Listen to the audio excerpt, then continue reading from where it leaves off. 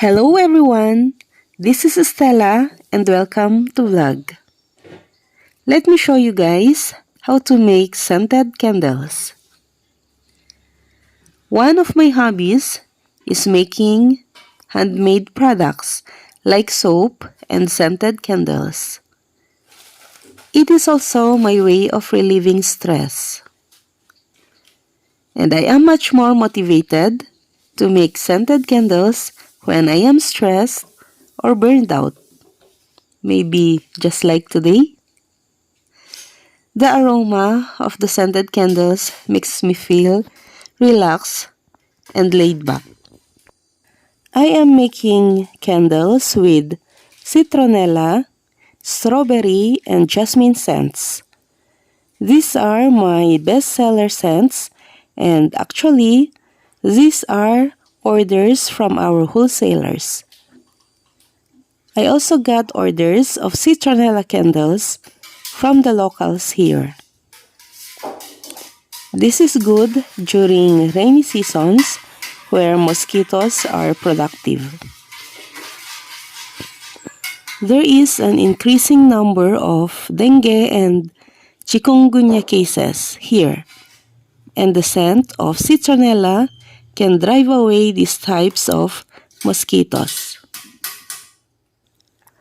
As we continue, let me remind you guys, if you have not yet subscribed to our YouTube channel, kindly click that subscribe button down below and that notification bell so you will be notified on my upcoming uploads. You may also leave your message on the comment section so we can interact. Maybe you may also want to share your hobbies that the other viewers can be inspired and try. I have started making soaps and scented candles with my daughter and niece during the height of pandemic when everybody was locked down within their homes. I would say that the pandemic experience was difficult. However, it also opened up a lot of opportunities and stirred up the creativity of the humanity.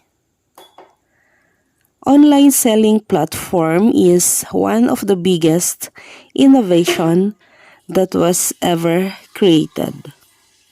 Making scented candles is actually not that difficult to make. With the right measurement of waxes and fragrance oils and with the right temperature, everything will be perfect. However, the cost of raw materials is quite expensive, and that is one thing to consider if you want to try this as a hobby, much more if you want to start it as a business. Starting a business is also a challenge. You need to consider a lot of things, but you have to start it from your passion. If you are driven by your passion, then it must be followed by your commitment. A commitment that you have to continue no matter what kind of challenges you may face. Because at some point, you may feel discouraged and exhausted. But if you are committed, then you will never give up. Now, it is time to add the fragrance oil with our wax.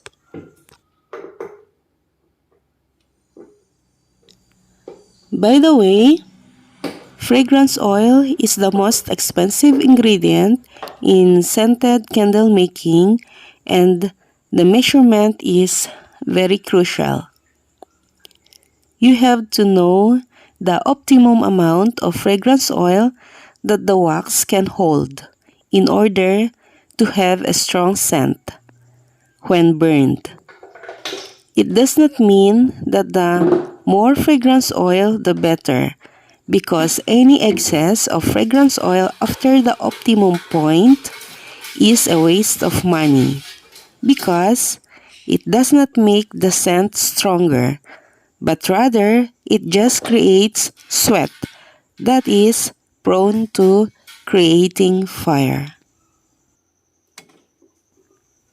The only way to determine your optimum point is by testing, and a lot of testing, because different waxes requires different measurements of fragrance oils.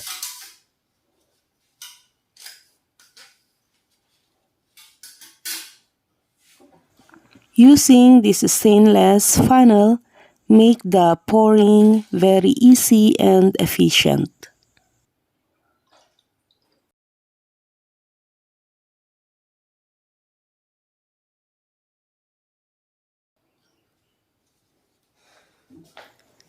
This is the most satisfying part of candle making, guys.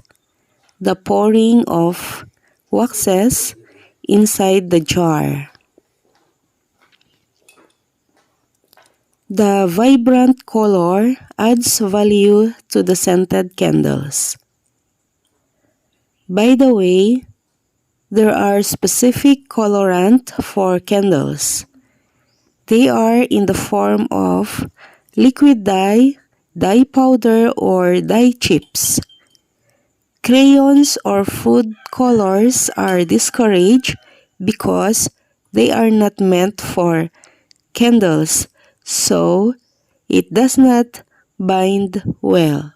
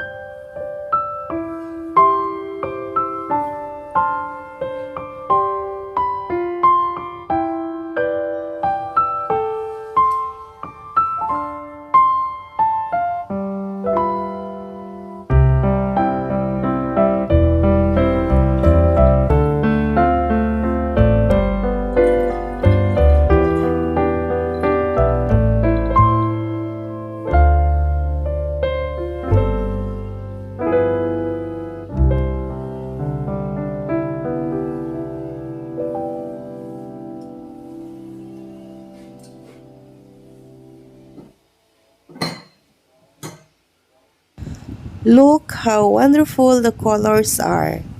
That is the importance of using the right candle colorant.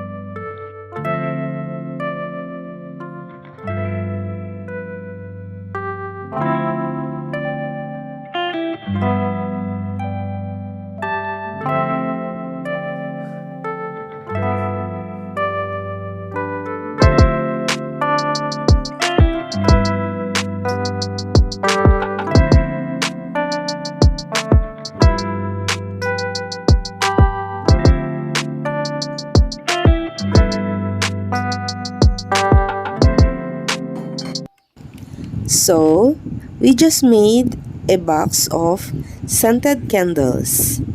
Thank you so much for watching, and I hope Metanoia inspires you.